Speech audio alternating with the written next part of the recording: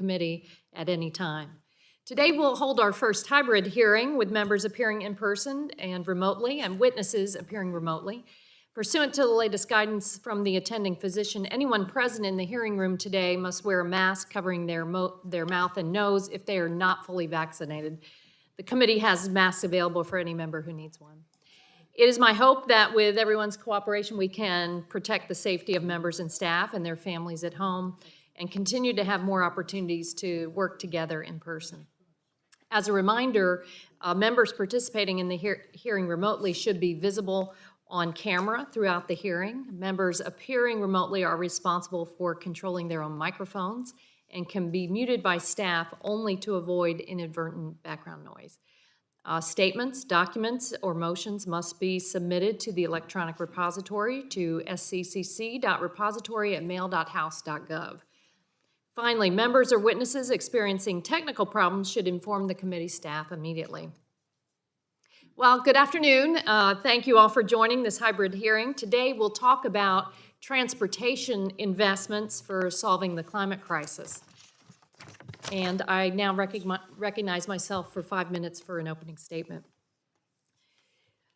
Well, this week, an extraordinary heat wave pummeled the West Coast while heavy rain fell across the central United States. Cable car power lines melted in Portland, halting public transit. A highway flooded in Detroit, stranding drivers.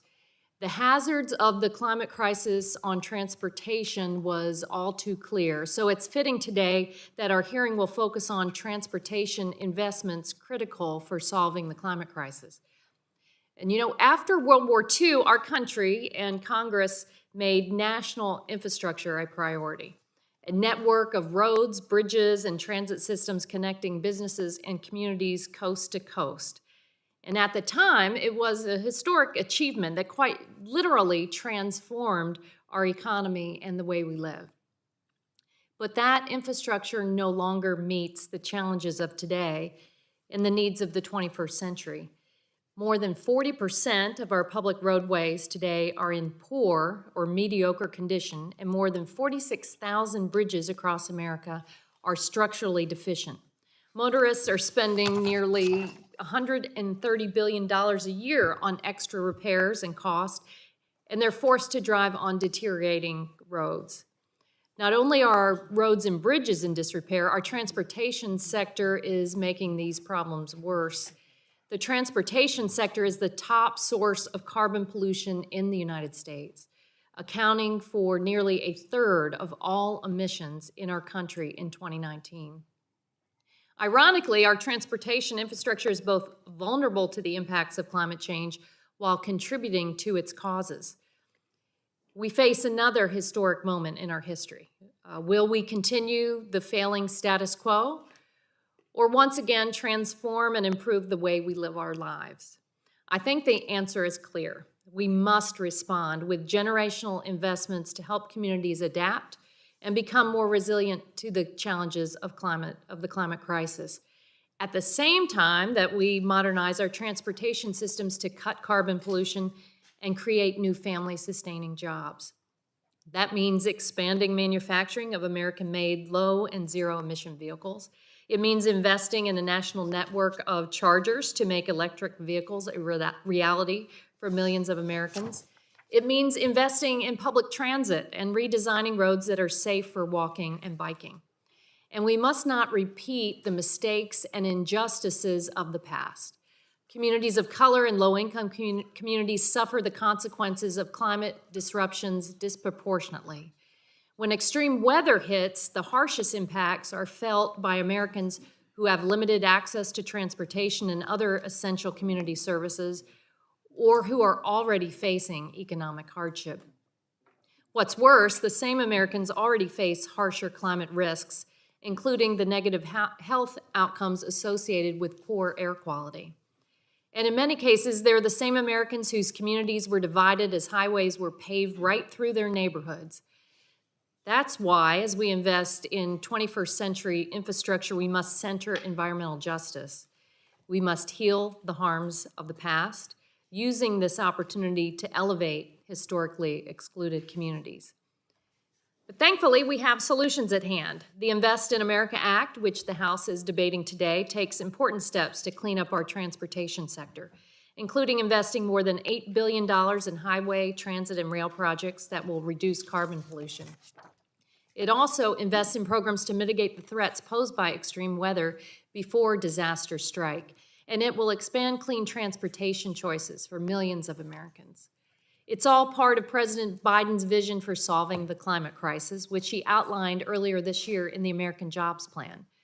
As a major pillar of the plan, President Biden has called on Congress to make a historic investment in world-class transportation infrastructure, as we also ensure justice for vulnerable Americans and lead America to our clean energy future. Today, we'll discuss how we can use this historic opportunity to modernize the transportation sector in a way that reduces pollution, builds resilience, centers environmental justice, and strengthens our economy. So I look forward to our discussion.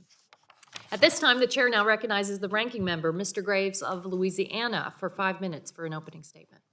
Thank you, Madam Chair. And Madam Chair, I want to apologize for the entirety today. Mr. Palmer told me the hearing started at 1:35, and he apparently told Mr. Armstrong it started at 1:40. So I apologize for that. Seriously, great to be here today, and this is a really important topic, and good to see some of the witnesses, including fellow Louisianian and former co-worker Ms. Osborne. Good to see you today, and looking forward to hearing from you.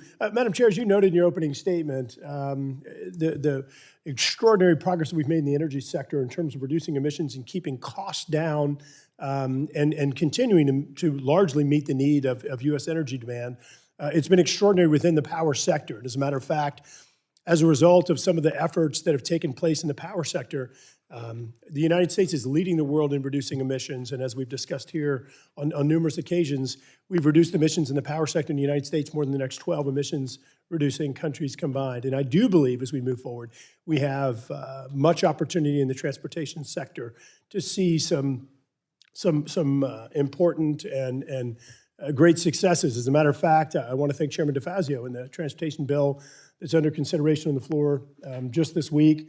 I know something that my friend Mr. Huffman's really excited about, a provision that's in that bill that actually revolutionizes transportation planning by taking anonymous and aggregate data from perhaps companies like Uber and other TNCs and companies like Waze and Google, which are the same thing, and taking aggregate data, looking at folks, where folks are originating their routes and where they're destined to, where they're trying to get to, and figuring out, instead of just laying that rubber hose down on roads and saying, hey, we need a new lane here, more capacity, and just laying more concrete or asphalt and adding more roads, instead, let me say it again, revolutionizing transportation planning by saying, where are people trying to start their destination, where they're trying to end it, and let's build roads in those places, trying to more efficiently connect people, where you get lower emissions, you get greater fuel efficiency, and you get significantly less miles driven.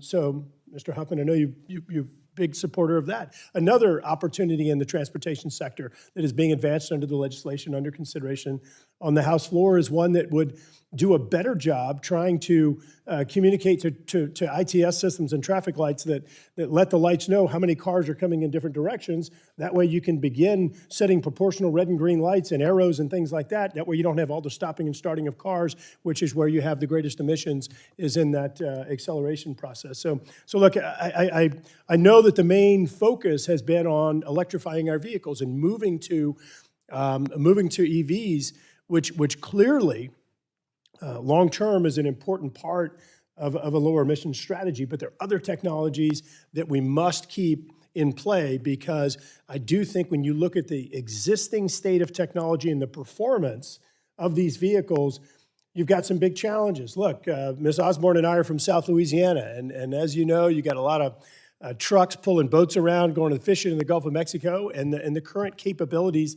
of EVs pulling a load like that. You can get in your new electric vehicle and you can drive your boat pulling it both miles, and then you can get back out and charge it again and get moving. In fact, not just the lack of capacity or power density, even though that has improved in recent years for electric vehicles, but the amount of time it's going to take to charge, even a fast charge, when you have it. And there are only 4,000 charging stations around the country today that have the full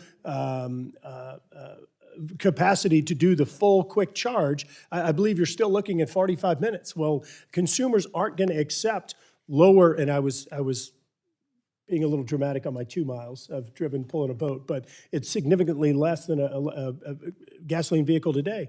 The performance comparison is not going to be accepted by consumers. So we must continue innovating and continue looking at other options like fuel cell vehicles. When this plays out, we've got to make sure that we're looking from A to Z at the energy supply chain, looking at the fact that you're going to have rare earths and strategic minerals, looking at the fact that you're going to have more impacts on roads. For example, just the battery set for the new Hummer is 2,500 pounds, which according to my math, which Mr. Huffman's going to correct me on, is around 14 additional passengers. That's the equivalent, 14 additional passengers, which then puts more impact on roads because of the weight of the vehicles. How are we going to address all of these issues looking holistically? Supply chain, not having China steal our intellectual property, making sure that we have performance that is comparable to existing combustion engines and other factors that must be considered end-to-end to ensure we're truly moving in the right direction that's acceptable to consumers and keeps the trajectory of lower emissions. So Madam Chair, thank you. Appreciate you having this hearing and looking forward to witness testimony. Yield back. Without objection, members who wish to enter opening statements into the record may have 5 business days to do so. Now I would like to welcome our witnesses. We will hear from a panel of experts and practitioners about how investments in transportation infrastructure can curb harmful pollution, increase climate resilience, redress historical inequities, and increase quality of life in our communities. First, the Honorable Margaret Anderson Kelleher is the Commissioner of the Minnesota Department of Transportation. She previously served in the Minnesota House of Representatives for 12 years, including 4 years as Speaker, and has served as the President of the Minnesota High Tech Association and Chair of the Governor's Broadband Task Force. Mr. Bill Van Amberg is the Executive Vice President of CalSTART, a national nonprofit focused on accelerating clean transportation. Mr. Van Amberg leads CalSTART's initiative on medium and heavy-duty trucks and off-road equipment. His teams operate projects in multiple states and with the U.S. Army. Mr. Robert Bryce is a visiting fellow at the Foundation for Research on Equal Opportunity and a Texas-based author, journalist, podcaster, film producer, and public speaker.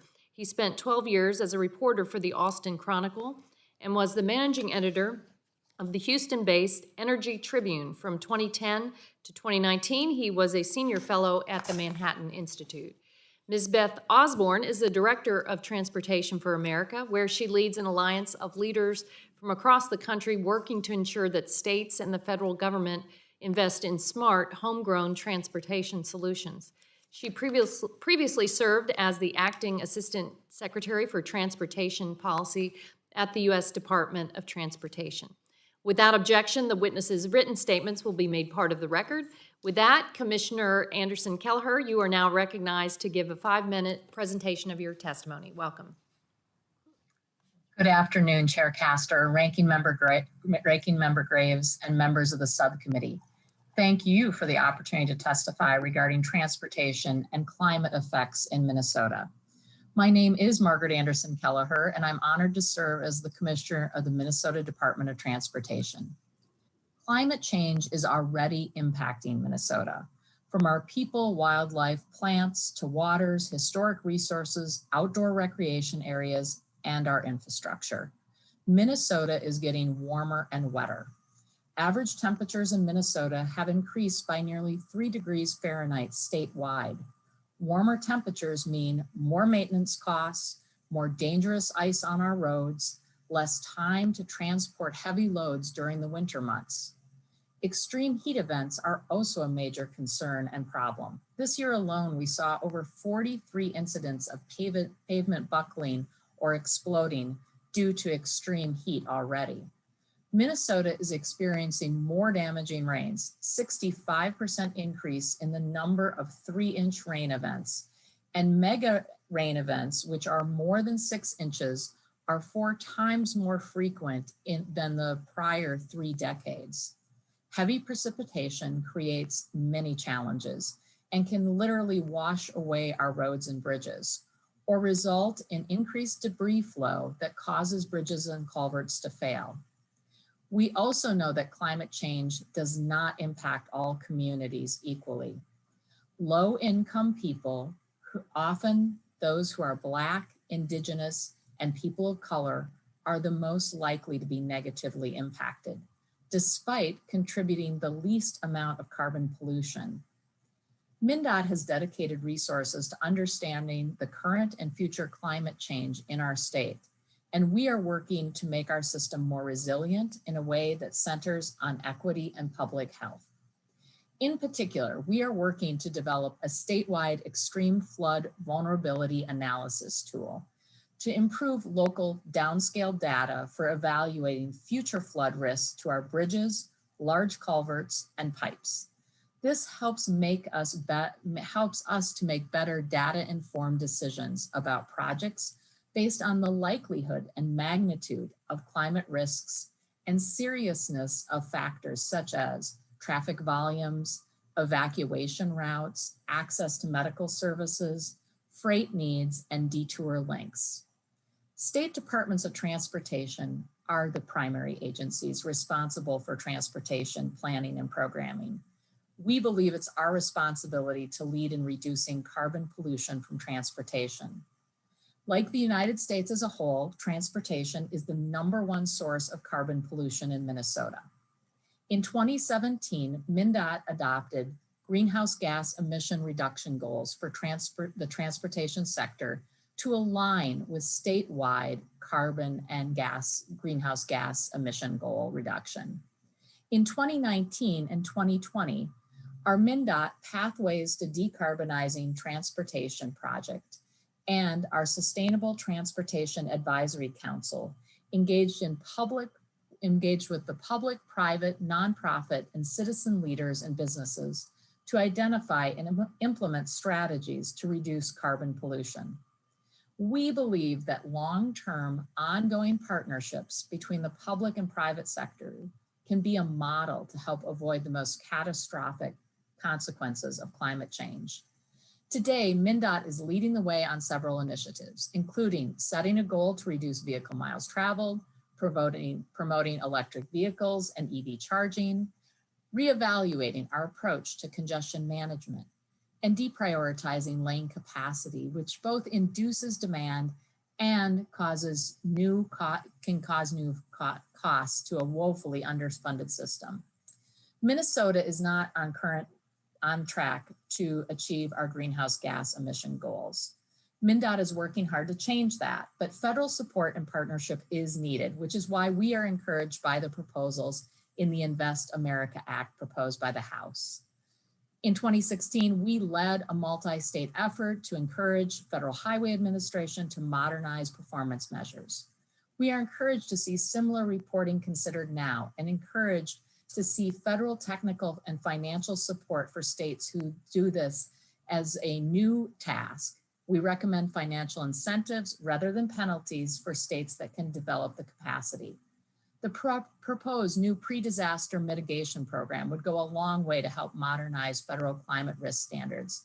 We also encourage regular updates to historical data in Atlas 14 and federal estimates of future climate data.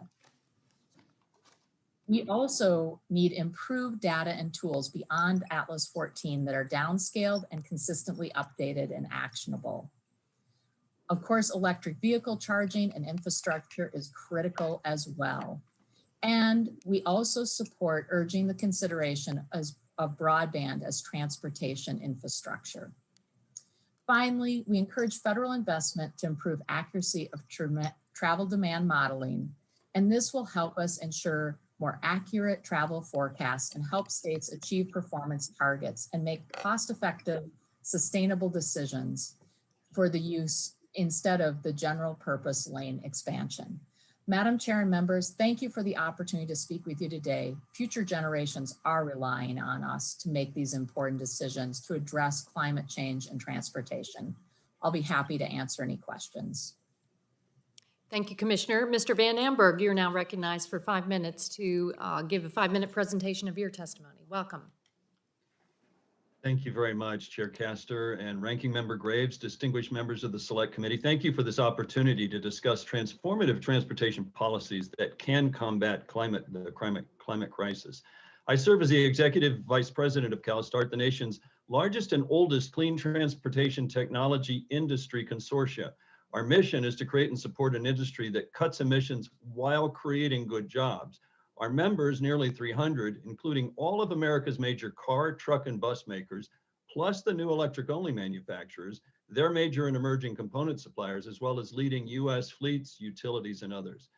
Today, I want to stress the benefits of the product revolution emerging in zero-emission commercial vehicles, trucks and buses, and their benefits beyond climate change. Spurring these technologies is critical to American technology leadership and competitiveness, to creating good paying jobs from assembly line to infrastructure installation, and to reducing harmful air quality impacts from goods movement borne too long by disadvantaged communities.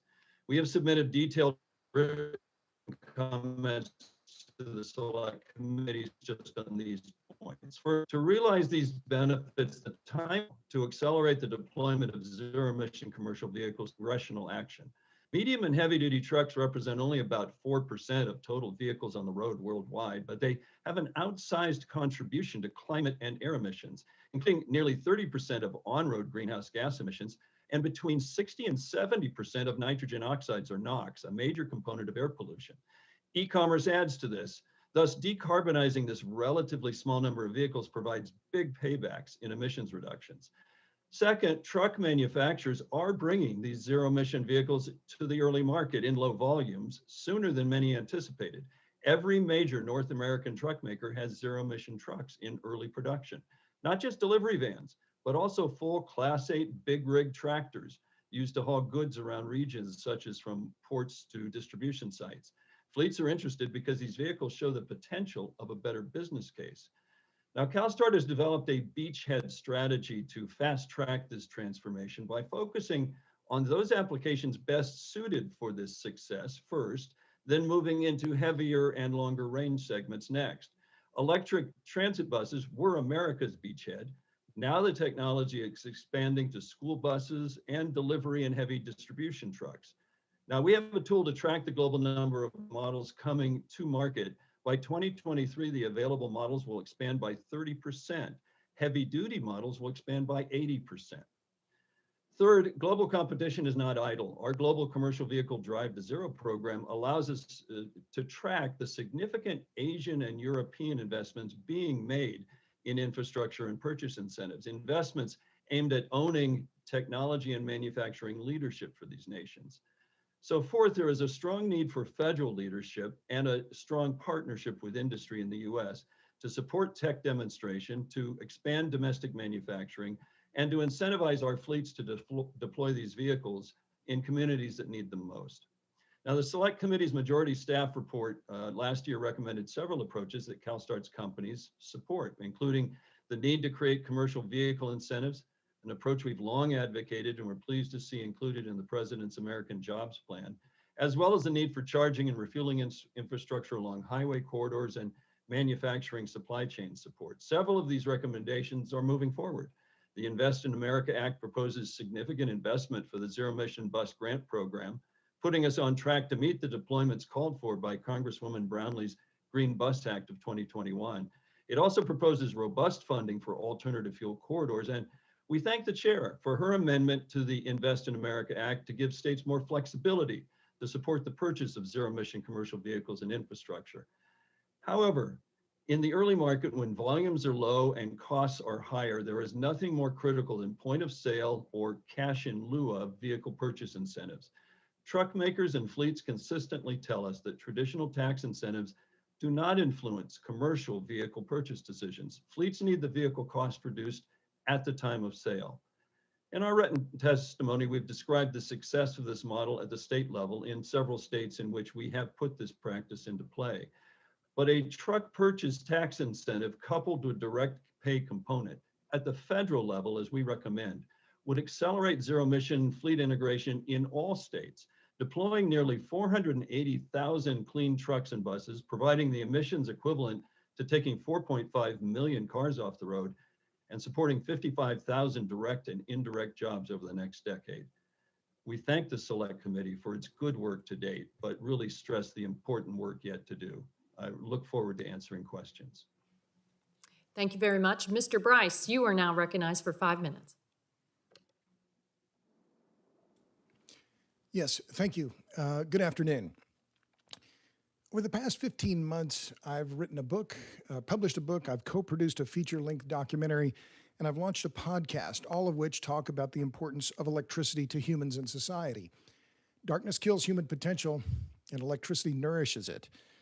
I'm pro-electricity, but I'm adamantly opposed to the idea that we should electrify everything, and that includes transportation. I'll focus on 3 issues here: affordability, resilience, and supply chains. But first, just a bit of context. EVs are cool, they're gaining in popularity, but they are not new. In fact, the history of electric vehicles is a century of failure, tailgating failure. In 1911, the New York Times wrote, "The electric car has long been recognized as the ideal solution." In 1990, the California Air Resources Board mandated that 10% of car sales be zero-emission vehicles by 2003, and yet today, 31 years later, only about 6% of the cars in California have an electric plug. So now let me talk about affordability and social equity. There's a problem here with affordability for the vehicles themselves. The average household income for EV buyers in America is about $140,000. That's roughly twice the US average. And yet these federal tax credits for EV purchases are forcing low and middle income taxpayers to subsidize effectively the Benz and Beamer crowd. Lower income Americans are also facing huge electric rate increases for grid upgrades to accommodate EVs, even though they are unlikely to ever own one or even drive one.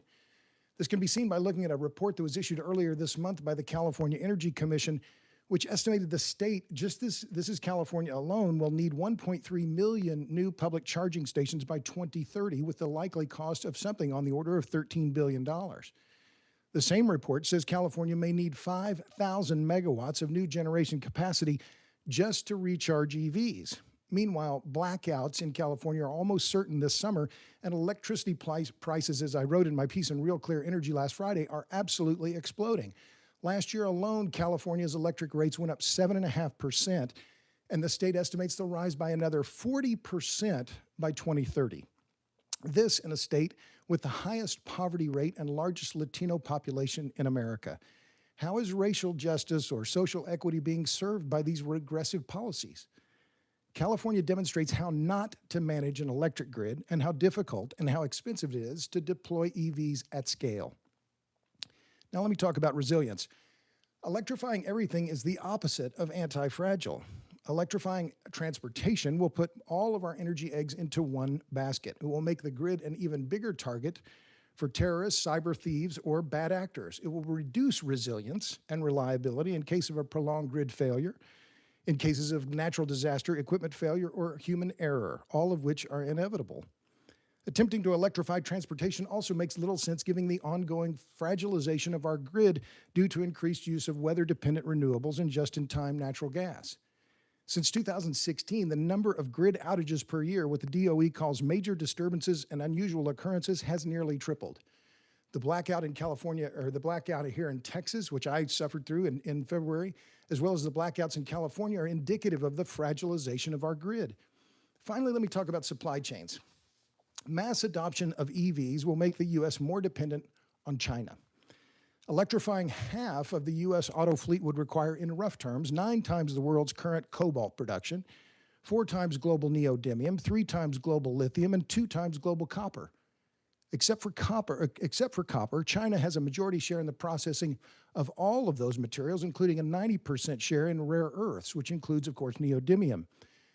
The conclusion here is that oil's dominance in transportation is largely due to its high energy density. That density and ongoing improvements in internal combustion engines and hybrids assures that oil will be fueling transport for decades to come. If Congress wants to reduce emissions, it should be focusing on increasing the fuel efficiency of the entire automotive fleet. It should be fostering micromobility, particularly in low-income neighborhoods. And finally, Congress should act immediately to preserve existing nuclear plants. The April 30th closure of the Indian Point nuclear plant in New York was a travesty. Congress must do whatever it can to prevent the closure of other nuclear plants, including Byron and Dresden in Illinois and Diablo Canyon in California. Powerful lobby groups want Congress to spend billions on electrification. But these schemes will increase regressive taxation on low-income Americans, reduce our resilience, and increase our reliance on China. That, unfortunately, is a dubious trifecta. Thank you. All right, Ms. Osborne, you are now recognized to give a 5-minute presentation of your testimony. Welcome. Thank you so much. Good afternoon, Chairwoman Castor and Ranking Member Graves, and thank you for inviting me to today's hearing. I am the Director of Transportation for America, a national nonprofit committed to a transportation system that connects people to jobs and essential services by all modes of travel, no matter their financial means or physical ability. We do our work through direct technical assistance, research and analysis of how the existing transportation system is working, and advocacy. We have heard already, and we'll hear many more times today, that transportation is the sector emitting the most carbon, and it is going in the wrong direction. To address it, we need to reduce vehicle emissions, and we need a transportation system that allows for shorter trips and less vehicle use. I'm here to talk about the latter. While we talk a lot about vehicles, we have mostly ignored the impact of our transportation priorities and investments on travel. Our system forces people to travel alone more and farther, and they're traveling farther every year. Not only is that an expensive imposition on the traveling public, it undermines the great work we're doing on vehicles. Well, let me be clear, Transportation for America strongly supports transitioning to zero emissions vehicles. In fact, we co-lead an electrification coalition with the Clean Cars campaign called Charge. But it's worth remembering that past improvements in vehicle efficiency have been severely undermined by increases in driving, leaving a net increase in emissions. Electrifying the fleet is essential, but we simply do not have the luxury of stopping there, no more than we could improve the efficiency of HVAC systems in our buildings while leaving the windows open. The climate will not be so impressed by the electrification of our fleet that it will forgive a big spike in carbon emissions along the way. Additionally, we don't want a surgical fix to carbon that leaves other emissions in the air. A vehicle tailpipe is not the only emitter. Electric vehicles still generate particulate matter through brake dust and the breakdown of rubber tires. The pavement itself emits dangerous pollutants on hot days. Roadways create stormwater runoff, add to the amount of impervious surfaces, and contribute to the heat island effect. If people aren't pushed to drive more every year, we could stop adding more and more pavement. Addressing the transportation system so that people can take shorter trips, share them, and make more trips outside of a car also pays dividends to the consumer through lower household transportation costs. Transportation is usually the second largest household expense, making it possible, for example, for a family of 5 to function with 2 cars instead of 4, like mine did growing up, can save substantial funds that could be better used for home ownership, household improvements, retirement, and education. Most concerning, the roadway system has gotten more dangerous for those outside of a car, with pedestrian fatalities increasing year over year and all fatalities spiking greatly last year. That burden is not shared equally. Black and Native Americans are significantly more likely to be struck and killed as a pedestrian, as are older Americans. Risking your life to cross the street is not much of a choice. There are huge equity and climate implications when we require even short distances to be traversed only through driving. To improve roadway safety, we need to update our roadway designs to include those both in and out of a car. Overall, we must provide more reliable, high-quality transit and locate the things people need close to where they live. And our various infrastructure programs, from transportation to housing to economic development, should be optimized to provide those choices, not, as is often the case now, to cut them off. We need to update our methods of measuring the performance of the transportation system to include everyone traveling, particularly using multimodal access to jobs and essential services, as Ranking Member Graves pointed out, which both the House and Senate reauthorization proposals address, though the House does it better. Rather than view this as an overwhelming effort to restructure the built environment, let's start with 2 basic ideas. One, the built environment is changing all of the time, and that will continue whether we engage or not. So we might as well harness it for lowering costs, improving access to economic opportunity, lowering emissions, and improving public health benefits. 2, we need only start by getting out of our own way. We could remove regulatory barriers to town center and infill development and update roadway designs for safety. We can look at areas where it's destination rich, but there's low access due to dangerous crossings, barriers, and winding driving routes. And we could create better connections, usually through low cost, simple interventions. If we take this approach to decarbonizing our transportation system, along with cleaning up vehicles, we will achieve way more than just addressing climate emissions. I thank you for your time and look forward to the discussion and questions. Well, I want to thank all of our witnesses for their insightful and informative testimony. And I'm going to go ahead and recognize Mr. Caston of Illinois because he has a bill up in another committee. Rep. Caston, you're recognized for 5 minutes for questions. Thank you, Chair Castor, and thank you to all of my friends on the committee for allowing me to hop the order a little bit. Mr. Van Emberg, I'd like to start with you. Number one, I cannot thank you enough for stressing that it's vehicle first cost that really drives these decisions. I come from 20 years in the power industry, and maybe it's my curse, but I always think of a car as a power plant you don't run very often. And for power plants you run all the time, you think a lot about your operating costs and therefore fuel efficiency. For power plants that don't run, it's the first cost. And that's I've introduced last term the Efficient Vehicle Leadership Act, which was essentially Senator Jeff Bingham's old fee-based bill, but updated for modern vehicle technologies, and we'll be reintroducing that shortly. The economics, I think, is easy to understand, that the overwhelming majority of the cost of a vehicle is the cost of a vehicle, not the operating cost. Have you done any research on consumer behavior to flesh that out as far as what really drives consumer choices, particularly as we think about how aggressively to shape these fee-based structures? Yeah, it's a really good question. I think, and it's different, to be real frank with you, between consumers on the passenger car side who make a set of decisions based on different things than what a fleet decides on. A fleet is very much driven by total cost of ownership. So they really do kind of factor in, how do I make this tool pay off for me? And in that case, it is upfront cost, but it's also looking at the life cost of the vehicle on fuel and maintenance and the like. And that's really why in the commercial world, fleets are starting to look at electric drive. So there's one set of tools I think I would suggest for the heavy duty or the commercial space, and maybe a slightly different set for passenger vehicles. Passenger vehicle buyers are really sensitive to what is this vehicle going to do for me? There is a range issue involved. So there are some of those issues that they want to factor in for themselves, but they actually do want to say, hey, look, I am getting a fee-bait is really interesting because it gives you a reward for one choice. And if you want to make another choice, that's fine, but you pay for the privilege. It's kind of allowing people to pay for their choices based on a new set of metrics. And I think that signal is actually really important to somebody. They'll go, wait a minute, I could buy this one that's more fuel efficient and I might get a kickback, or I buy this thing that's less efficient and I'm going to have to pay a little surcharge. That's a pretty powerful signal to a consumer. Well, thank you. I'm a stickler for market forces, so I appreciate that. Want to shift to Ms. Osborne and see if you can solve a thorny problem in the Chicago area for me. No problem. I love your idea about we need to not only shift to more efficient vehicles, but get vehicle miles traveled down. One of the great frustrations in Chicago is I think something like 40% of rail freight traffic comes through the city. And so, the people where I live do not want to spend all day in traffic on the Eisenhower, but because our rail line, the commuter rail, fights for service with the freight rail service, they don't have a lot of other choices. There are obvious solutions. They cost a lot of money and they pick a lot of NIMBY fights.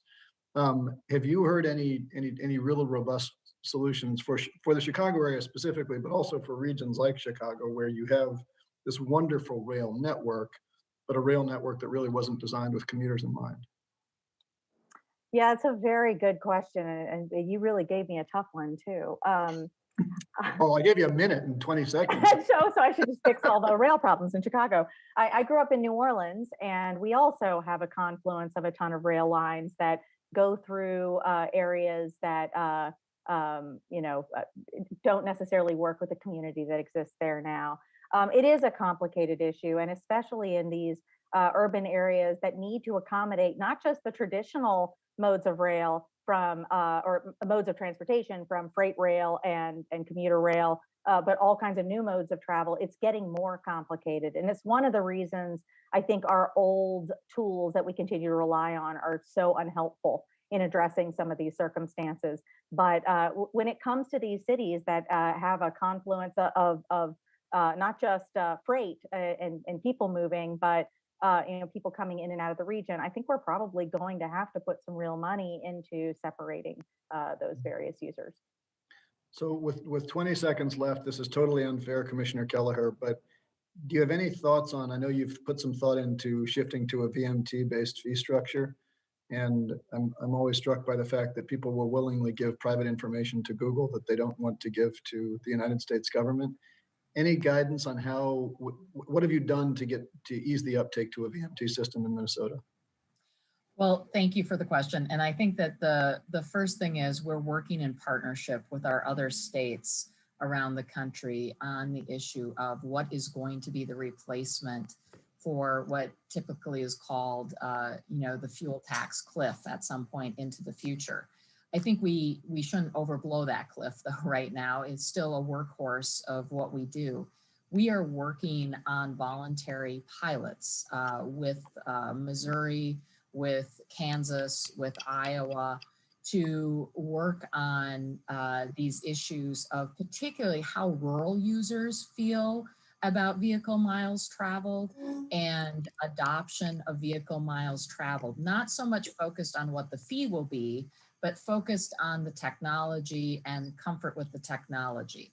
So I think that is one of the main places that we are going to put our effort, is working with our rural and suburban users on how we can share information.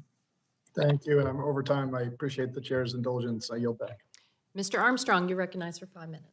Thank you, Madam Chair. I think this is just a perfect example of difference in districts. I don't so much view my car as a mobile power plant. I don't use those very often as my office in district, my apartment in district, my occasional storm shelter in district, and a place that just by the nature of the district I represent, I have to spend a lot of time in. And commodity-based economies like North Dakota rely on all of the above energy to get our goods to market. We utilize rail, pipeline, roads, highways. But if we're going to have the conversation about mass adoption of electric vehicles, particularly in the heartland, and particularly for commercial use, then we have to consider how we're going to deal with the increased wear and tear on our surface and infrastructure, and how we're going to pay for that. In 2019, when the president of Cummings Distribution Business testified before this committee, he noted that in order to have a tractor head that would have the same range and power as today's diesel engine and fuel tank, weight would need to increase by a factor of 3 to 5 times to accommodate enough batteries to give the same power and range. And Volvo's mid-sized regional truck for short routes weighs 8,000 pounds more than its diesel component. So when we're dealing with these things, it's not just a federal deployment of this. We've dealt with all of these things in North Dakota. We have weight restrictions on state roads. We have weight restrictions on county roads. We have all of those things. So one of two things has to happen. We either have to increase the weight restrictions, which means we're going to have to rebuild up every single county road in North Dakota, or we're going to haul less product per trip. Now, if we're going to haul less product per trip, and we're going to deal with charging stations, all of these different issues, we haven't even talked about the regulations for hours of service for transport, for all of those things. But the bottom line to this is, if you live in Grafton, North Dakota, and you are taking a load of potatoes to Minnesota, two things are going to happen. You're going to be able to haul less of that product, which is going to increase the price, and it's going to take you twice as long to get there and back under current rules or regulation.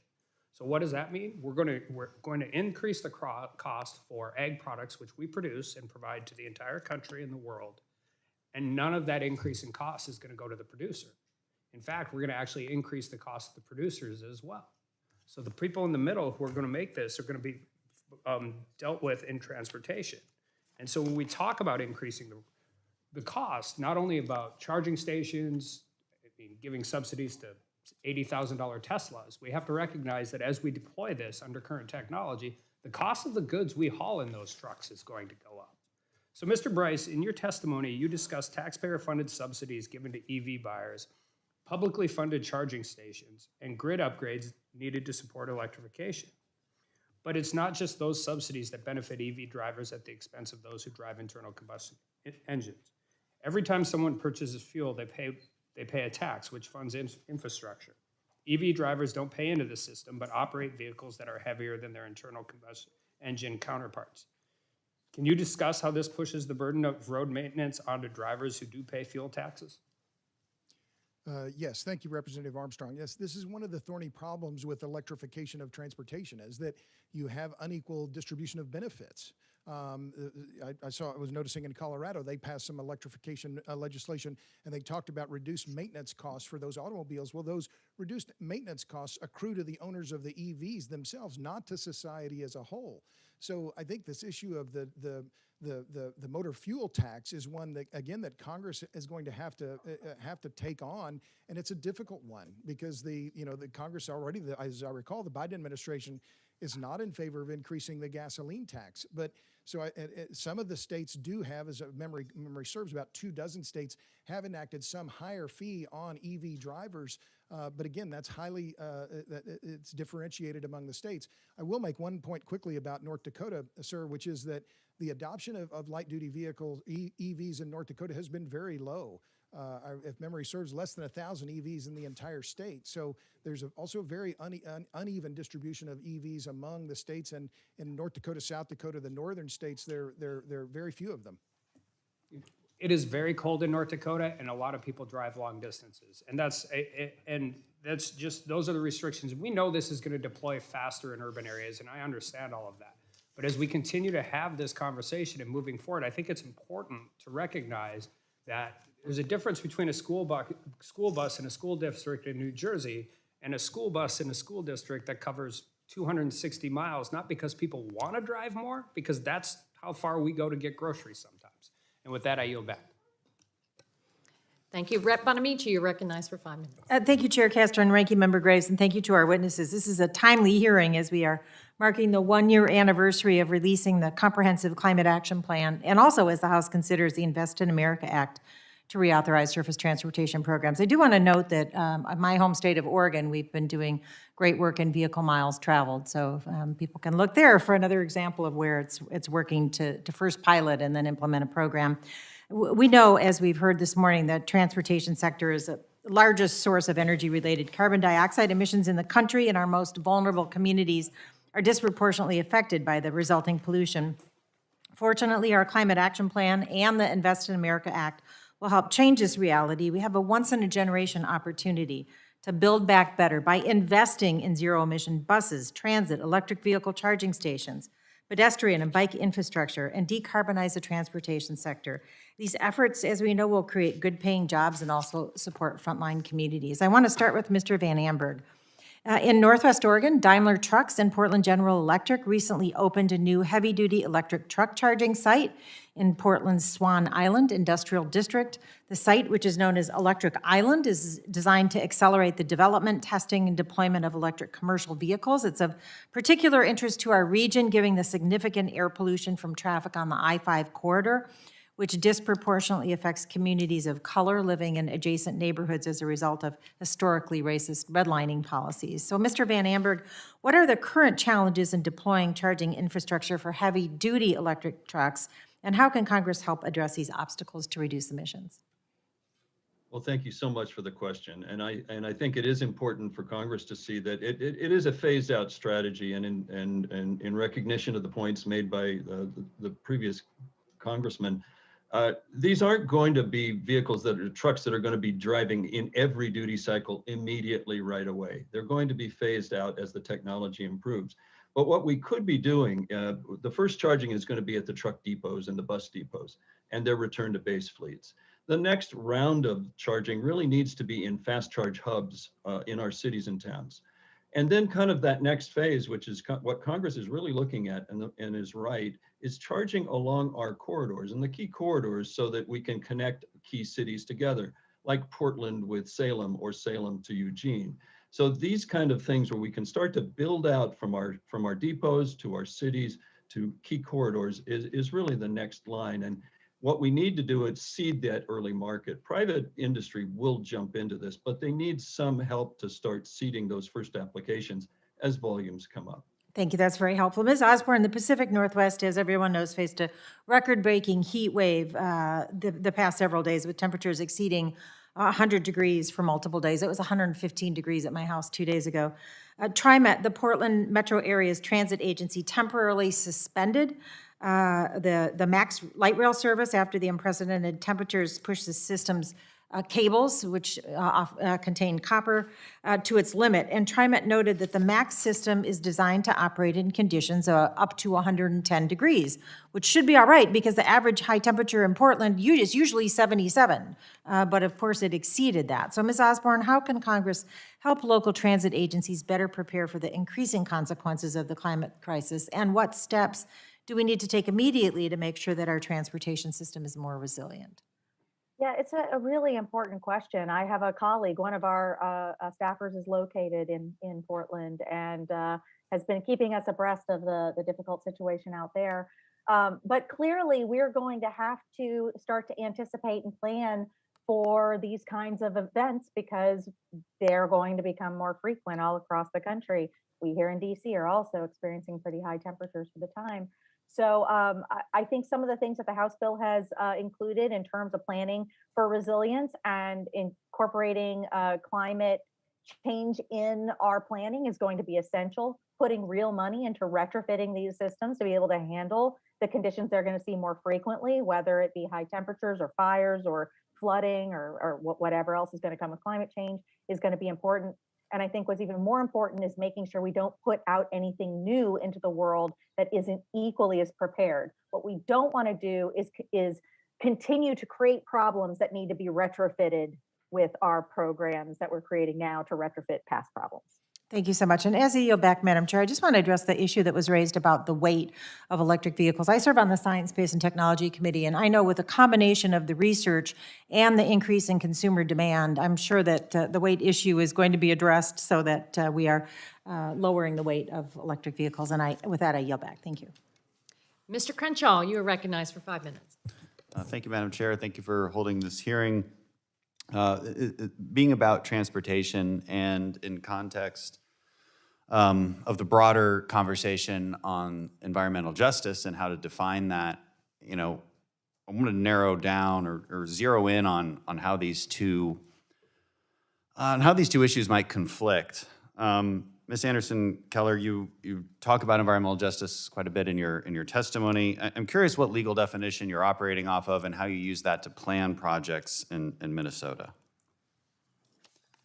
Well, thank you for the question. We are working off of a set of communities that have historically been impacted negatively by transportation. So I'm going to point to one in particular, the I-94 corridor between Minneapolis and St. Paul, the historic Rondo neighborhood that was destroyed, a Black neighborhood destroyed by the interstate highway system. There, no legal definition is needed because every ounce of wealth out of the middle of that community was taken out of it.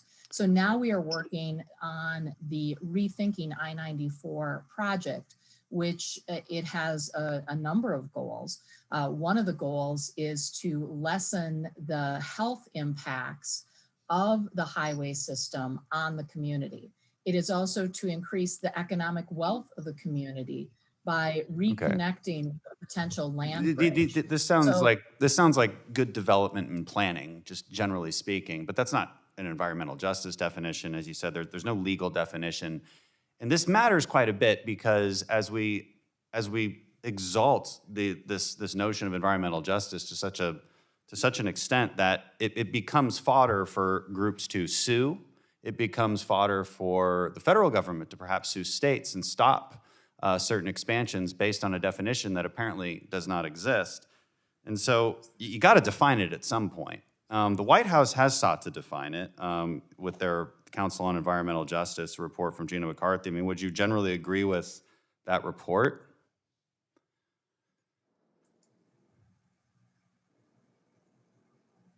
Would you Madam generally? Chair, was that a question for me? Yes. Yeah. You and I are still talking. Okay.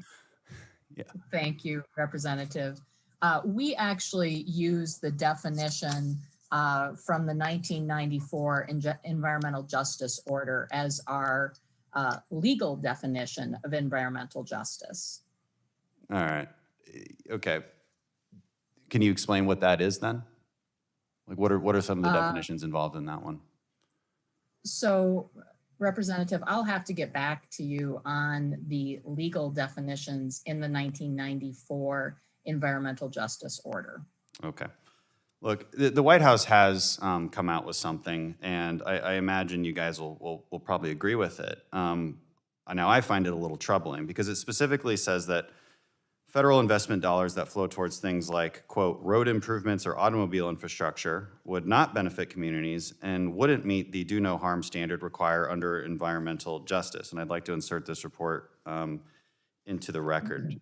So can Without objection. can you comply with recommendations like that? You know, how can you develop anything in your home state with recommendations such as that? How would the construction project and, you know, the I-35 projects in downtown Minneapolis be affected by guidance like this? Well, Representative, we are on track to deliver the I-94 35W project in September of this year, fully complete after 4 years with bus rapid transit, as well as increased biking and walking lanes and increased HOV capacity. These You'd be in tools direct help us conflict with meet- the White House guidance. You know, this is what I'm pointing out here. I mean, it says on page 59, examples of types of projects that will not benefit a community and would go against environmental justice standards. Number 5, research and development. That's just research and development, not good. Number 9, road improvements or automobile infrastructure other than electrical vehicle charging stations. So you might want to write the White House and ask them what they're doing and why this would be part of the standards. It's important to define these things. I'm out of time, and I yield back. Thank you, Madam Chair. You're free to respond if the chair will allow it. Go ahead. Madam Chair, we actually are developing a number of tools in Minnesota that will help meet these standards. And one of them is a health impact assessment that will directly fit into the White House's parameters that will help us as Minnesota be able, and we will share with other states, be able to do the assessment of how communities who have historically been overburdened with transportation infrastructure will be impacted. And then we will make our decisions from there, including more transit, more biking, walking, other facilities, HOV facilities as well. And furthermore, the other part of this is resilience and making sure communities are not harmed by runoff, flooding, and a number of other things that come with the building of roadways. Thank you very much. Rep. Brownlee, you are recognized for 5 minutes. Thank you, Madam Chair, and thank you for having this important hearing and certainly a timely hearing as well. So thank you for that. Mr. Van Amberg, first I want to thank you for your plug on my green bus bill. So thank you very much for that. And it sounds like based on your testimony today, it sounds like buses are really helping to lead the way for heavy trucks and the big rigs and so forth in terms of moving in that direction. So I hope most of the provisions of the Green Bus Bill got into the Invest in America Act. So hopefully that will certainly make a difference in terms of cities transitioning to zero emission buses. I wanted to ask you, Mr. Kasten was asking you about sort of market drivers or signals, and you were talking about it was different for personal vehicles versus light duty or heavy duty trucks. And so, I'd like for you to talk a little bit about that if you could. And it's astonishing to me that the development of heavy-duty vehicles, as you describe them, the speed at which that has moved along is is quite a big success. And I was wondering, other than, providing resources and investment at the point of purchase, are there any other things that you would credit to that speed? Well, thank you very much, Representative Brownlee, and you definitely deserve a head nod for the great work that you're doing on the Green Bus Act. So I think what's exciting right now is I think what we have found is a degree of technology transfer that's much higher than we have ever seen, not just between heavy duty vehicle types, but actually from light duty into heavy duty. And that includes things like battery cells, battery packs, power electronics. I don't need to get into the minutia, but it's some of the speed is attributable to the fact that we actually are getting components that are capable of being transferred into these larger and heavier vehicles. When it comes to the purchase decision, the biggest thing for the commercial user is looking at that total cost of ownership. And they do factor in the reduced cost of the fuel, the reduced cost of maintenance, but right now the upfront cost is a little higher and they need some help. That's one. Number two, though, is really starting to give some assistance either to utilities or to the fleets to really start to put infrastructure in place faster. That's really going to be the next issue. And it's not going to have to be super expensive infrastructure all over the place to start, but it definitely has to be helping the fleets at their depots where they bring their vehicles back and then expanding into cities and corridors. Terrific. And you also, I think in your written testimony, you reference the important co-benefits that will result from transitioning our nation to zero-emission vehicles beyond just the climate. So could you just expand a little bit on that? Yeah, thank you for that question. And it really struck me with some of the previous questions that were being asked by Representative Crenshaw, particularly on equity and environmental justice.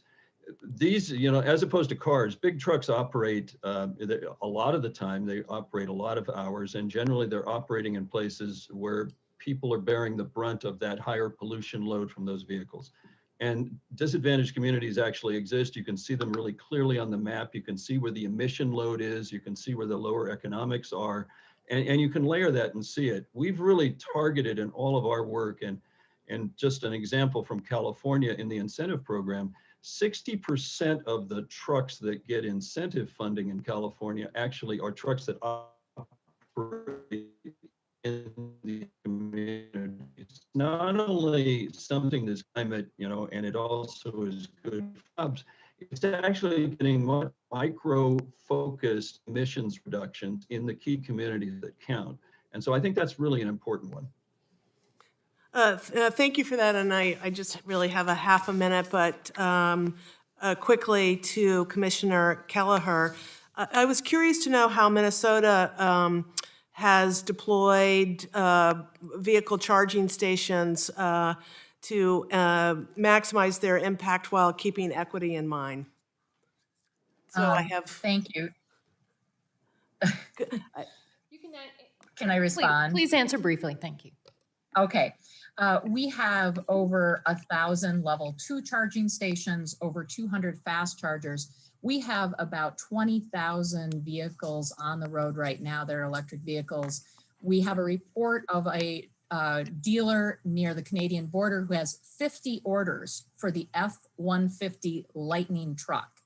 I think that helps answer where we're going, and we'll have more deployment after this legislative session. Thank you, Madam Speaker, or Madam Chair. Thank you. Next, Rep. Palmer, you are recognized for 5 minutes.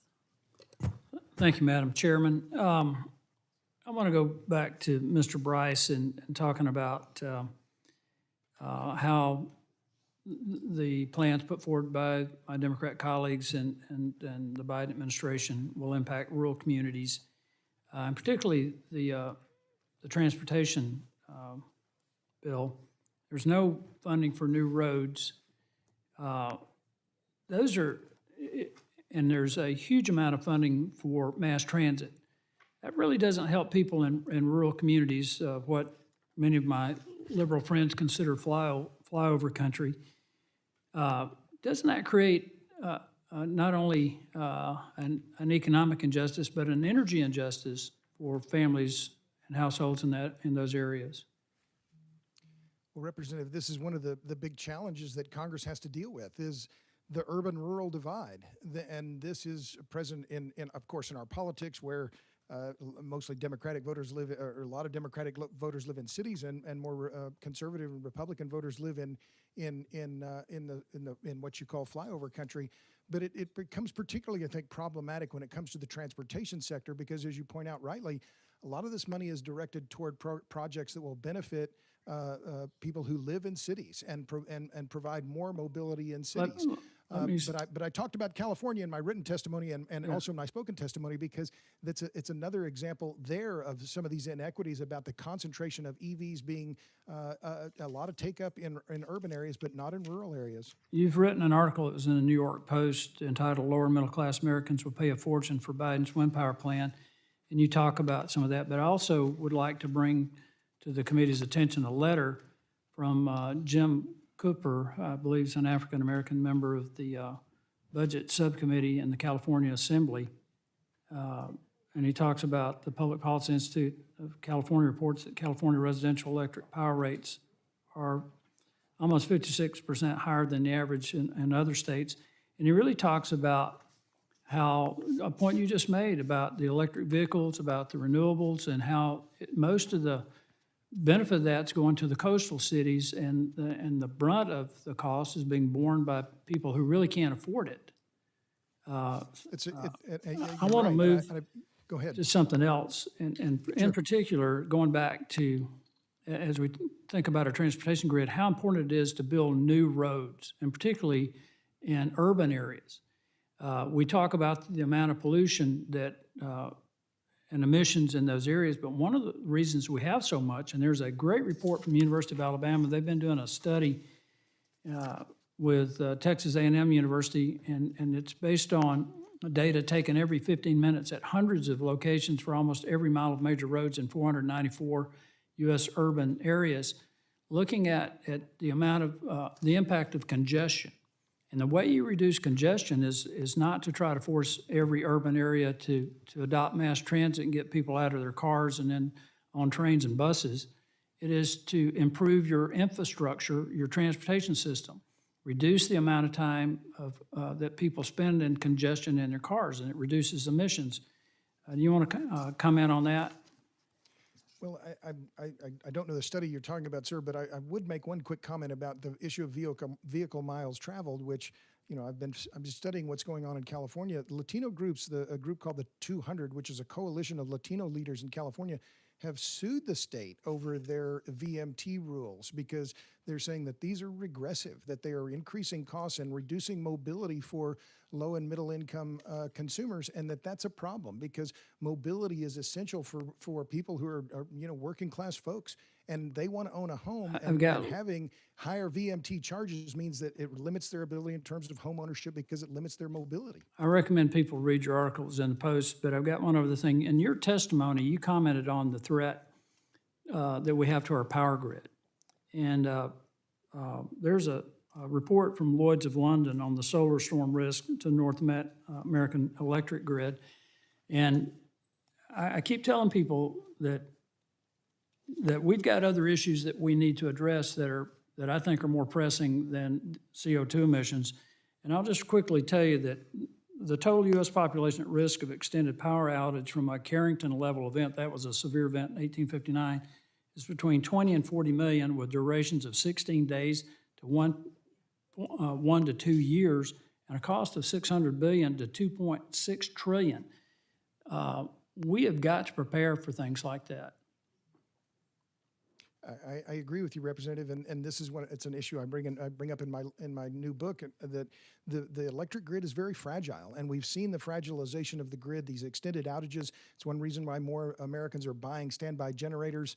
But yes, the solar flares or the Carrington event could be catastrophic for the U.S., and this is something that a lot of people have talked about the need to invest in grid protection and grid adaptability and resilience. I'd appreciate seeing your work on that. I yield back. Thank you. Next, Mr. Huffman, you're recognized for 5 minutes. Thank you, Madam Chair. It is so appropriate that we are taking up this subject of decarbonizing the transportation sector in a week when the INVEST Act is on the floor of the House of Representatives. We know how hugely important the transportation sector is for our interconnected lives, our jobs and commerce, but it's also number one when it comes to greenhouse gas pollution. So we have to tackle this part of the climate crisis, and we've got to transform this sector from something dependent almost entirely on fossil fuels to something that is a lot cleaner and more resilient. And I think we're having an important part of that conversation here today. We know that we're going to need to be very aggressive on fuel efficiency, zero-emission vehicles, reducing vehicle miles traveled. These aren't just priorities from Democrats. We're seeing industry already leading the way and moving in this direction with exciting announcements from General Motors and Ford, among many, many others. Zero-emission vehicles make sense from a business case. It is where the industry is heading, and I can tell you as an EV driver, it's just a better way to get around, too. So I'm excited about it, but I am confused, frankly, about Mr. Bryce's testimony. You know, on a week when we've got 120-degree weather in the Pacific Northwest, I was hoping that we would begin to hear some solutions from our friends across the aisle that match the scale of the crisis that's just increasingly obvious. What we continue to hear, unfortunately, are just things that they're against. And Mr. Bryce brought up a whole bunch of creative reasons, really loaded up a lot of creative arguments against electric vehicles. I found it really confusing then when in his testimony he said, but notwithstanding all of these terrible things about EVs, if we could just power everything with nuclear, he'd be for them.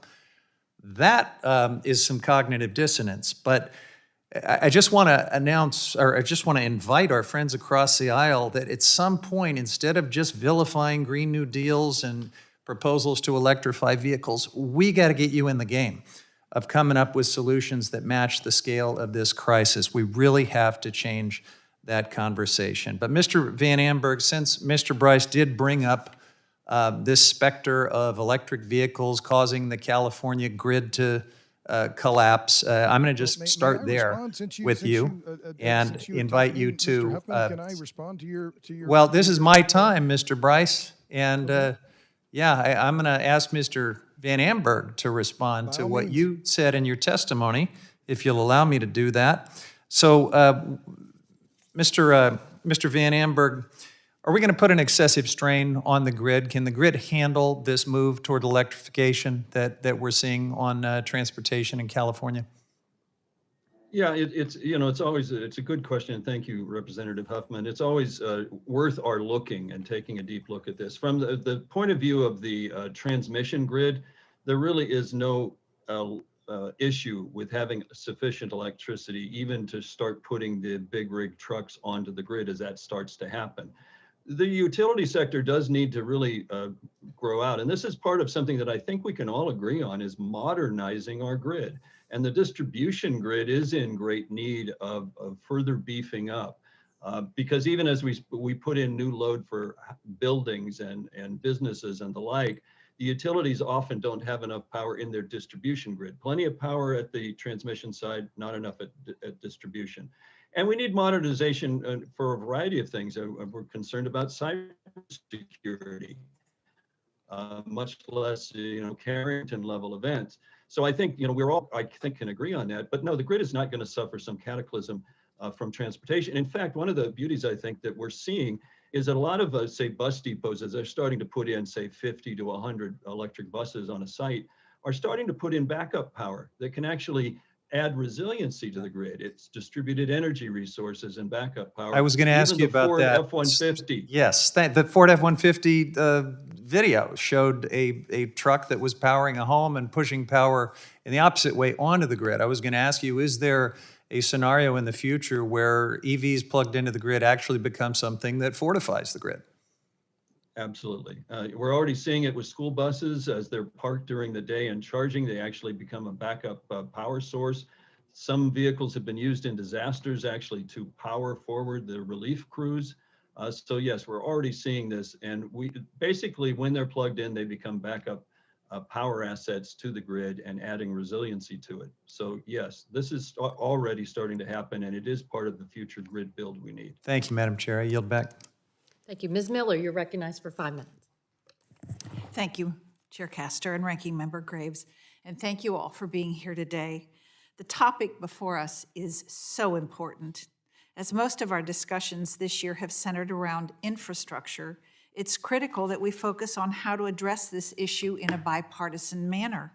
High tax increases and unachievable mandates will neither fix our crumbling infrastructure, nor will they help to improve our environment. Rather, these tax increases will force businesses to go offshore to place with lower labor and environmental standards. The climate goals set by this administration require an enormous amount of critical minerals, from electrification of vehicles to powering the grid with renewable energy. We need to secure our supply chains. Unfortunately, we're not able to get most of these minerals from the United States, and instead we rely on corrupt regimes for our future energy. Above all, the energy strategy is not only what is best for America's economy and national security, but ensure that we have options and baseload energy to keep the wheels turning and the lights on no matter what. Mr. Bryce, do you know how many different types of critical minerals are required to create an electric engine battery? Well, cobalt is a big one. Lithium, I believe. Well, I can't give you that list straight off the top of my head, but as I point out in my my written testimony, the mineral intensity of an electric vehicle is something on the order of 6 times that of an internal combustion engine fueled vehicle. So, well, there are 1,400 chips in a car. So what are the top countries that the United States has to purchase these critical minerals from? Well, as I mentioned in both my written testimony and in my spoken remarks, China controls by far and away the overwhelming majority of the rare earth metals that are needed, neodymium, praseodymium, et cetera.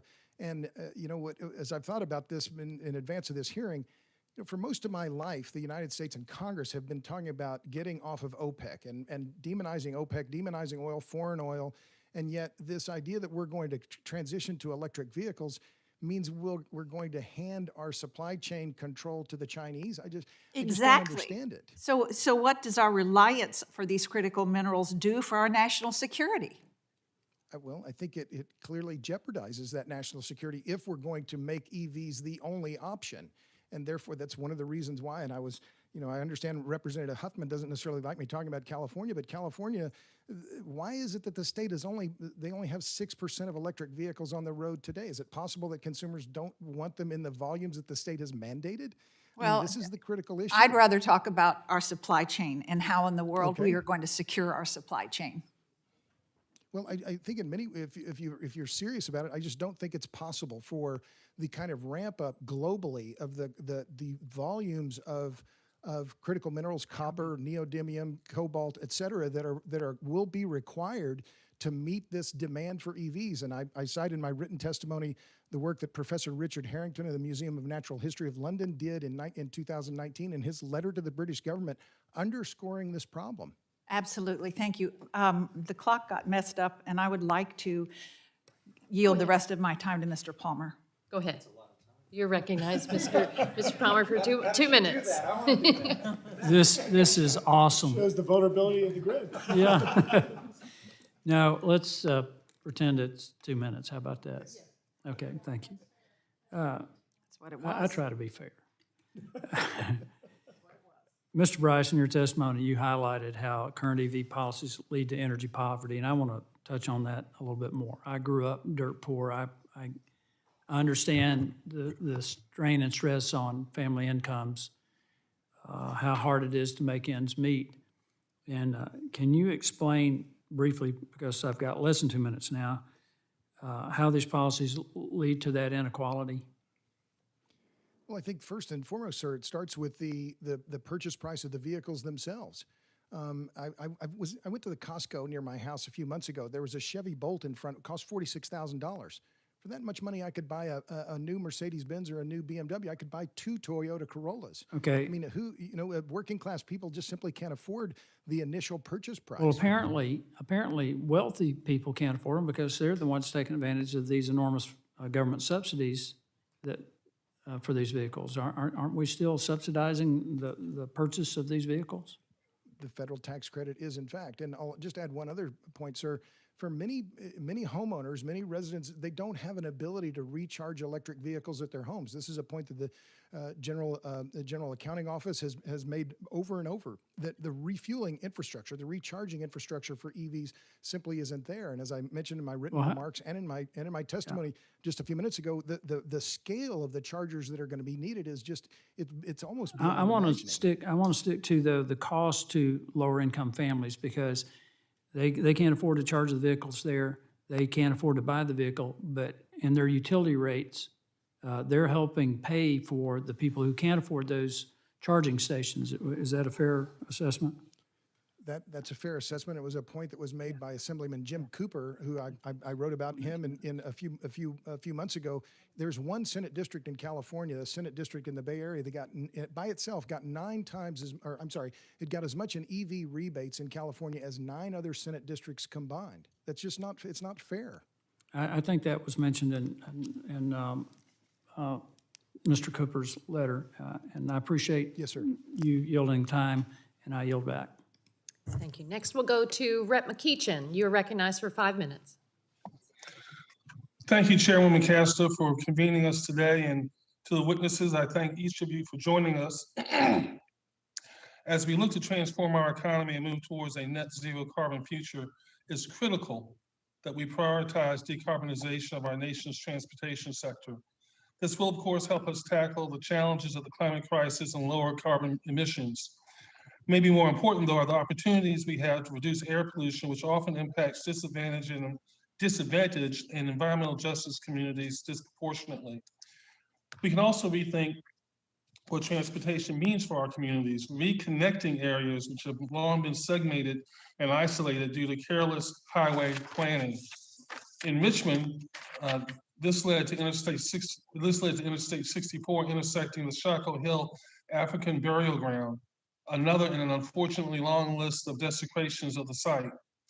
This select committee laid out key recommendations to move our transportation system towards a clean energy future in our action plan, and I'm optimistic that we'll be able to make the necessary investments we need to solve the climate crisis. Commissioner Kelleher, again, thank you for being with us today. As we look towards the implementation of the Justice 40 initiative, one thing I've continued to stress is the importance of community input in whatever investments may result from this initiative. You mentioned in your testimony the creation of the Sustainable Transportation Advisory Council, created in part to support equity. What has been the result of the council's work towards equity, and how have you ensured that communities, environmental justice communities in particular, have a voice in advising Minnesota's DOT, in advising Minnesota's DOT? What lessons have you learned that may be helpful for us at the federal level? Thank you. And the Sustainable Transportation Advisory Committee, first of all, it's co-chaired by industry, with the president of Xcel Energy Minnesota being with me on that journey of being able to lead the work. The other piece of this is equity is in every single element of what we are doing on the Sustainable Transportation Advisory Committee. Equity is not a set aside. Equity is a through piece of the cloth, the entire way we are looking at it. So we are looking at, we are deploying right now a sustainable transportation grant program across the state that will both look at both urban and rural communities and equity in urban and rural communities. We have equity issues in rural Minnesota as well, both income and based on our indigenous population, as well as in the urban areas with the Black and Latinx population. And so we are specifically looking to make sure that those communities get to participate in that transportation pilot program. I appreciate your answer and thank you. Mr. Van Amberg, I'd like to talk to you about port electrification for just a few moments, if you don't mind. And are there specific policies that Congress should be supporting to reduce emissions from drayage trucks, moving containers in and out of our ports and other equipment operating in our ports? Yes, thank you for that question, and that's a really good one because ports are such a nexus of our transportation and goods movement system. They're also a hotspot of transportation emissions, particularly for disadvantaged and priority communities. One of the things that could be done is and it's in the Invest in America Act, is really looking at what can we be doing to put in infrastructure around port complexes and warehouses and distribution centers. This is going to be where the first of the cleanest trucks will operate best in any respect. Secondly, I think the ports would do really well to start looking at electrifying their off-road or goods, their cargo handling equipment. We're starting to see new equipment coming out that can be near or zero emissions in that space too. No, please, please continue. If that's your answer. I wasn't trying to Yes. wave you off. Unfortunately, No, that's okay. A climate denying bug flew across my screen. No, I think those are real opportunities, particularly to get investment in for infrastructure and support, because it is with industry. I mean, the load is just being shared a little bit by the public sector but very much by the private sector, so that they can deploy these vehicles more quickly in the regions of need. I thank you, and I thank you for your answer. Madam Chair, I yield back to you. Thank you. Next, we'll go to Rep. Gonzalez. You're recognized for 5 minutes. Thank you, Madam Chair. And thank you to our panel for being here today. I do feel the need to address one claim that was made, which is we're just against everything and we're against the Green New Deal. We don't have any solutions. I mean, I will admit I'm passionately against the Green New Deal, primarily because it's horrible policy and it's impossible. It's scientifically impossible. It's mathematically impossible. If you read the Green New Deal, it is impossible. So I'm not for impossible things. I don't think anybody should be for impossible things. I think we should be for real things. I'm also against a tax and regulatory push to solve every problem that we have in society, climate included. I am for innovation and I'm for markets.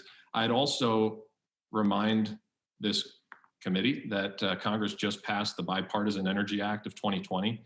That was bipartisan, and it was the first comprehensive investment in next gen energy technologies in 13 years. I personally think we should all be really proud of that. Is it exactly what my Democratic colleagues wanted? No. Did it go further than some of my Republican colleagues? Yes. But it was a bipartisan bill that made substantial investments that I think are going to help us lead on climate going forward internationally, as we've already done primarily through innovation. But I want to shift to Mr. Bryce for questions. Mr. Bryce, I do want to thank you for your testimony, particularly the section on preserving our existing nuclear fleet, which is, again, something I'm for, as opposed to just being against everything. So in any event, couldn't agree with you more on this, and I'm equally troubled by the efforts to preemptively close plants in New York, Illinois, and California. It's a horrible idea. What can we do to improve the public's perception of nuclear and address some of the fears associated with nuclear? Well, Representative Gonzalez, you only have 5 minutes. Unfortunately, the nuclear industry be blunt, it has not been a good advocate for itself. And the opponents of nuclear, and I'm going to call them out, the Natural Resources Defense Council played a key role in the closure of the Indian Point nuclear plant in New York State, in Buchanan. This is ridiculous. If we are facing a climate crisis, an existential crisis, the Democrats, Republicans, government should be doing all it can to keep these existing nuclear plants open and operating. I make clear in my written testimony, I'd be more inclined to support the electrification of transportation if our grid was more reliant on nuclear. Instead, we're losing our nuclear plants, it's a travesty what's happening. And Mr. Huffman had, launched his diatribe at me. Keep Diablo Canyon open. Why are you closing that plant? Why are you allowing the Natural Resources Defense Council to force the state to close that plant? It makes no sense. It's 10% of the state's electricity. So, to me, this is such an easy decision, and yet the states are fumbling it, and Congress is not really doing much to stop it. Yeah, I couldn't agree with you more. I think it's a horrible idea for the state of California. I hope that the rest of the country is watching and not going to repeat that mistake. In your testimony, you also highlighted the supply chain problem with electric vehicles. Given the regulatory hostility to mining in the US, a battery-centric energy future virtually guarantees more mining in places like China, Russia, and Congo, countries with horrible human rights records and worse emission standards than the US. China dominates global battery manufacturing, nearly 2/3 of all production, while fueling 70% of its coal. If China remains the leader in battery manufacturing and we rely on them for supply, is it fair to assume that overhauling our transportation sector with batteries could actually raise carbon emissions in the near term? I think in the global context, sure, that's absolutely a possibility. And I can't give you the carbon balance on batteries and the carbon intensity of battery manufacturing off the top of my head.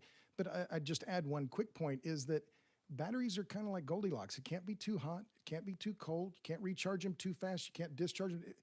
They require very tender handling, and they're getting better, there's no doubt. But in my view, let the Mr. Van Amberg talks about the adoption and in the heavy duty sector. Let those industries lead that adoption. I'm all for it. Let consumers lead the adoption. There needs to be less government push and more consumer pull. Yeah, no, I couldn't agree more. And I think it screams, frankly, as of another way that we need to invest in the American economy.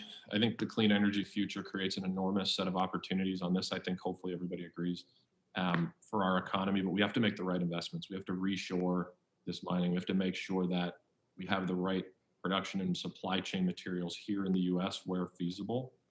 This will create good paying jobs. It'll make us more resilient. And it will do more to reduce climate emissions globally than if we were producing these same things in other countries. And with that, I yield back.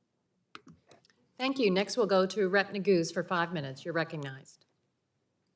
Thank you, Madam Chair, first and foremost for holding this very important hearing today.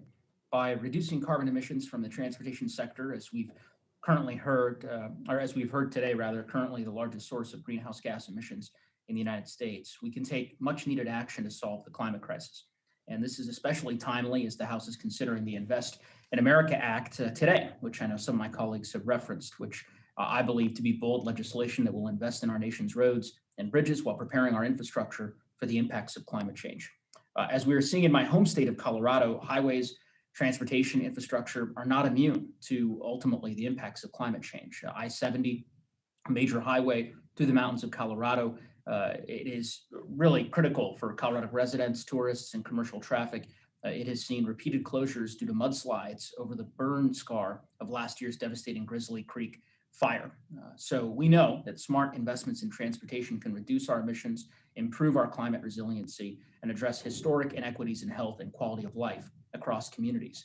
I might also say to my good friend and colleague from the state of North Dakota that our state is also very cold, or can be, and our state also has very long distances. My congressional district is bigger geographically than this entire state of New Jersey. So, but nonetheless, Colorado has made great strides in terms of electrifying its vehicle fleet, and Colorado should be applauded for that. And I know that state leaders look forward to being part of the national conversation as we seek to do so at the federal level.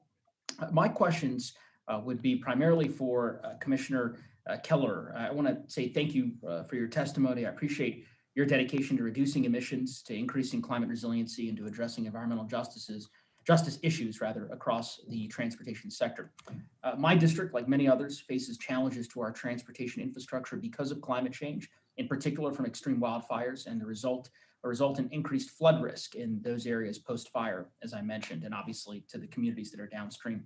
I was interested to read in your written testimony about your work to develop a statewide extreme flood vulnerability analysis tool. And I wonder if you might be able to expound on that a bit further and discuss perhaps how that data will be used to make Minnesota's transportation infrastructure more resilient to climate change and the future flood risk.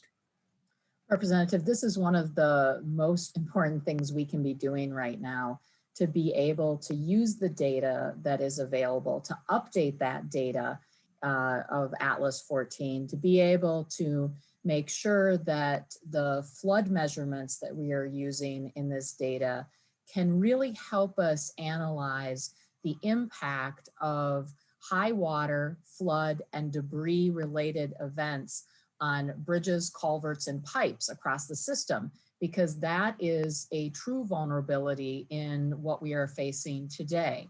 And so we have been working on developing this model.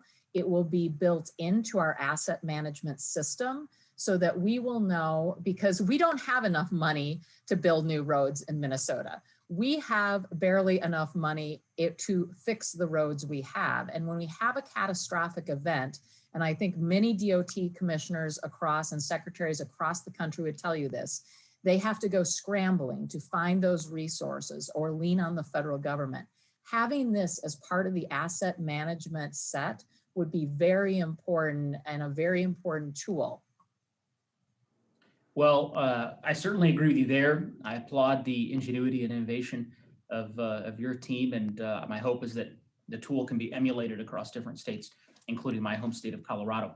But I know that votes were just called, and so, Madam Chair, I want to be respectful of the time and ensure that any others are able to pose questions as well. So I would thank the witnesses again for their testimony and yield back the balance of my time.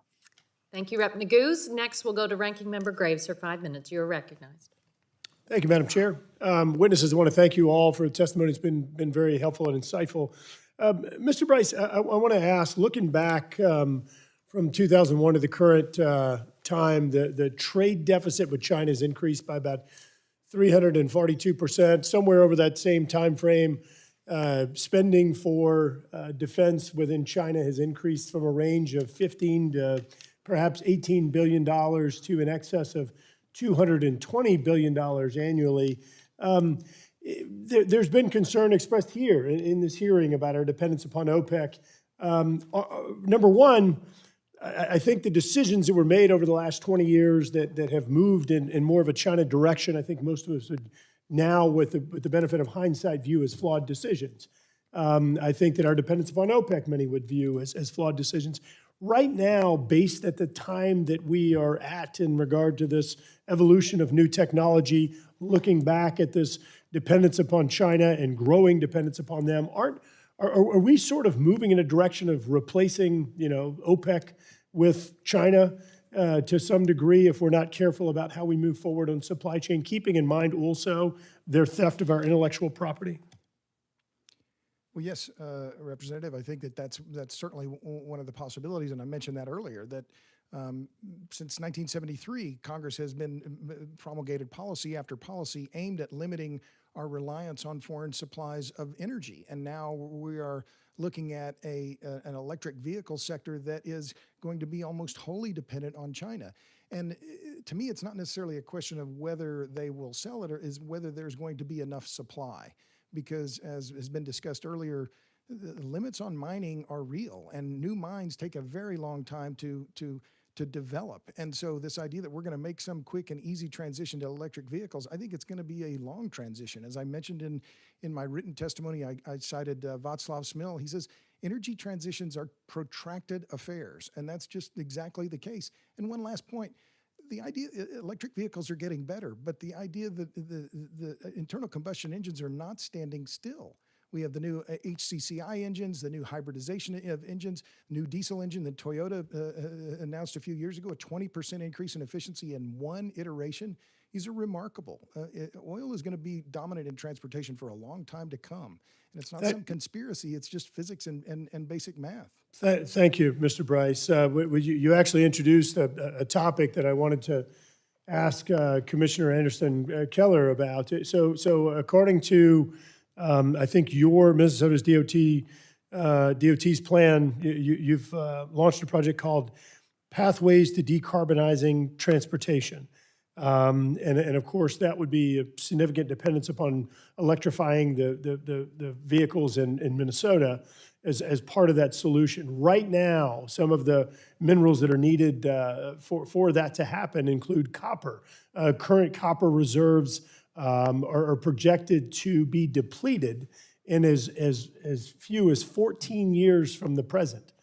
There's a projection that the increased demand in copper could increase by 350% or more.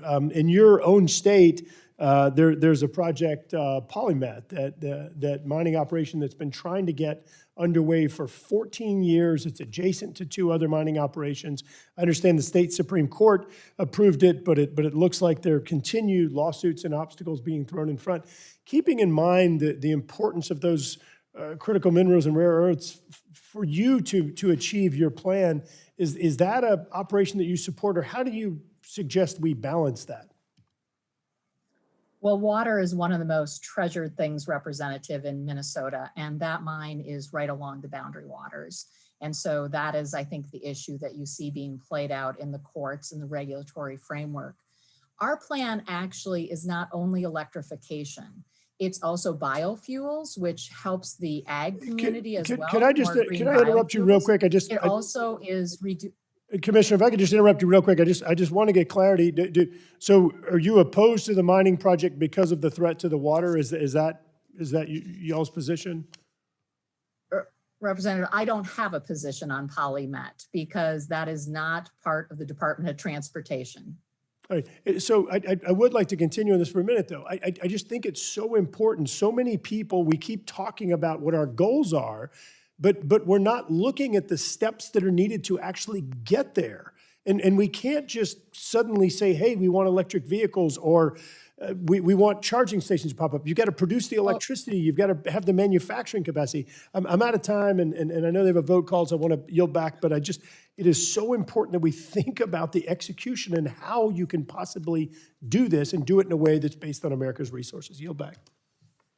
Madam Chair, if I could, I think it would be I'm important sorry, to read the Commissioner, pathways of we have a vote. decarbonization. We have a vote, so we're going to have to move on here. But I'll recognize myself for 5 minutes for questions, and just say that this is really an exciting moment in time, because after years of talk about modernizing our transportation systems across the country, our infrastructure, we're actually going to do it this week. The House is going to vote on the Invest in America Act that will, at the same time, really help us reduce greenhouse gas pollution that is fueling catastrophic impacts from climate change. And at the same time, we're going to create jobs. We're going to fix and modernize our transportation and infrastructure. I mean, this is a win-win-win.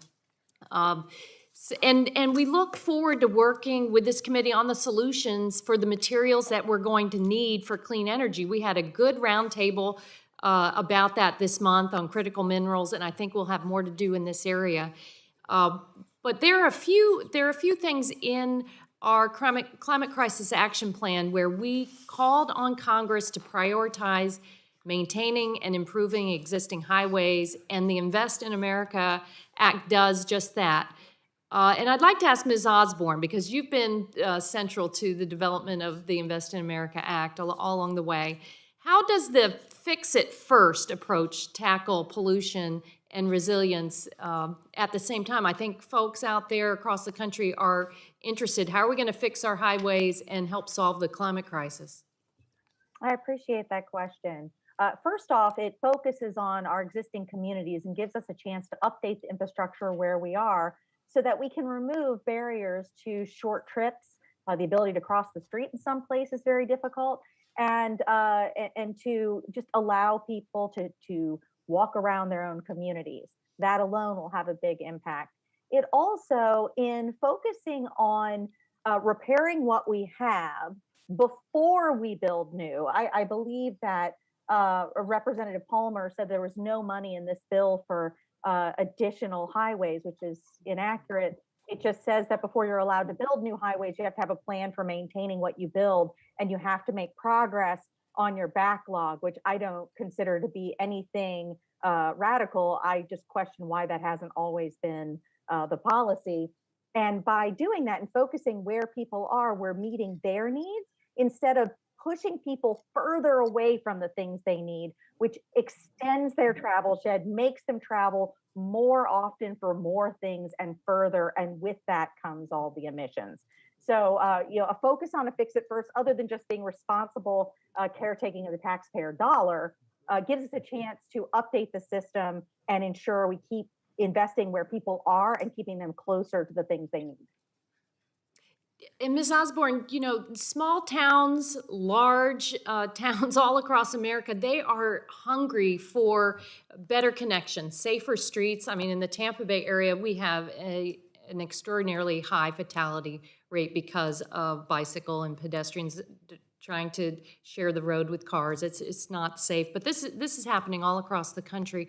I know that the Invest in America Act modernizes the federal design standards to support complete streets. Can you help explain what complete streets are and how they'll make communities all across this country safer? Yeah, the notion of a complete street is one that is designed to accommodate everyone who is allowed to be on it. Again, it's a policy that when you say it out loud, you wonder how that's not already our policy. But right now, you can have a roadway that's open to bicyclists and pedestrians and not provide them any facility to safely use it. They would have to actually walk in traffic to be able to utilize it.